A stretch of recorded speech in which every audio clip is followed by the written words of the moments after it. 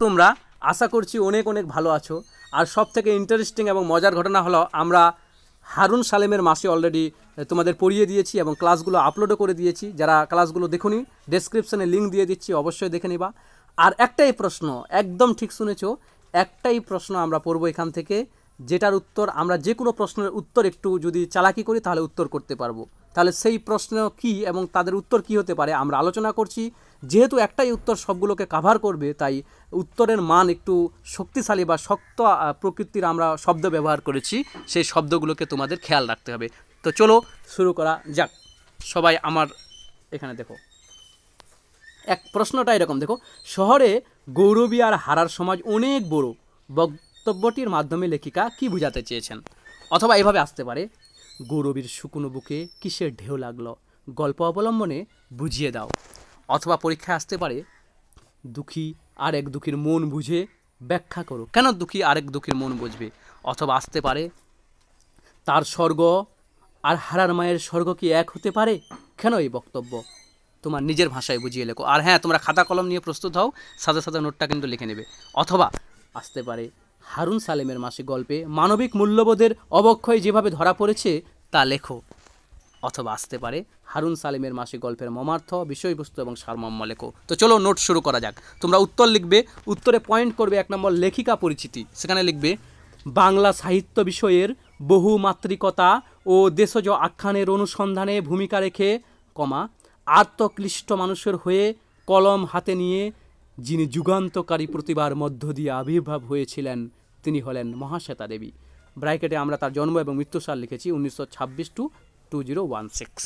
তারপরে লিখবা উৎসতে লিখবা এই ছোট গল্পটি স্তন্যদায়িনী এবং অন্যান্য গল্প সংকলন থেকে গৃহীত হয়েছে। তারপরে আমরা মেন নোট লিখতে শুরু করলাম।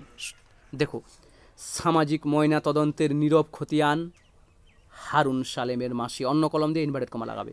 গল্পে আমরা সমাজের বাস্তব চিত্র লক্ষ্য করি। গল্পের শুরুতে বুঝতে পারি স্বামীহীন গৌরবী ভাগ্যের জেরে সঙ্গে পেয়েছে হারার মা আয়েশা বিবিকে। খুঁতে পা বলে হারার মার উপর নির্ভর করে অন্য সংস্থান জোগাড় হয় গৌরবীর। আর অগ্রহায়ণের এক সকালে যখন হারা এসে বলে, মা ললে না মাসি, ডেকে ডেকে দেখলাম মা রা দেয় না। ভাগ্যের এই নির্মমতায় গৌরবী যেমন বিপদে পড়ে, তেমনি মাতাকে হারিয়ে চরম নিঃসহায় হয়ে পড়ে শিশু হারুন সালেম উর্ফে হারা। অসহায় ছোট্ট হারা জানে না মানুষের সমাজ মানুষকে আশ্রয় দেয় না, তাই সে উঠে পড়ে গৌরবীর মাসির উঠোনেই। মাসির পা ধরে পড়ে থাকিস। মায়ের দেওয়া এই নির্দেশনামা মস্তিষ্কের কোথাও না কোথাও গেঁথে গিয়েছিল হারার, কিন্তু হিন্দু মুসলমানের এই ভালোবাসার বেনিবন্ধন মেনে নেয়নি সমাজ। তাই পুত্র নিবারণ স্পষ্ট জানান, ও পাপ বিদেয় করো, তারপর ভেবে দেখবো। ইনভার্টেড কমার মধ্যে এটা অন্য কলম দিয়ে লিখবে। শুধু নিবারণ নয়, সমাজের প্রতিটি অলিগলি থেকে উঠে অসমর্থনের প্রস্তাব। বাড়ির মালিক মুকুন্দও বলে উঠে, একই কথা শুনছি পিসি, ডট ডট ডট দিয়ে ইনভার্টেড কমা বন্ধ করবে। আর এমতো অবস্থায় পারিপার্শ্বিকতার প্রবল চাপে মাতৃসম গৌরবী হারার উপর রেগে যায়। দাড়ি গৌরবী তেরে এসে বলে উঠে, তোর জন্য আমাকে সবাই কুকুর তাড়া করে, মর তুই, যেখানে ইচ্ছে বিদেয়ী হ। ইনভার্টেড কমা বন্ধ করবে। তারপর লিখবে, কাহিনীর সমাপ্তিতে আরেক ট্র্যাজেডির সম্মুখীন হয় পাঠক মহল, যেখানে গৌরবী সিদ্ধান্ত নেয় হারাকে নিয়ে গ্রাম ছেড়ে তারা চলে যাবে শহরের জনকল্লোলে, যেখানে জাত ধর্ম দিয়ে কেউ তাদের দুজনের সম্পর্ককে চির ধরাবে না।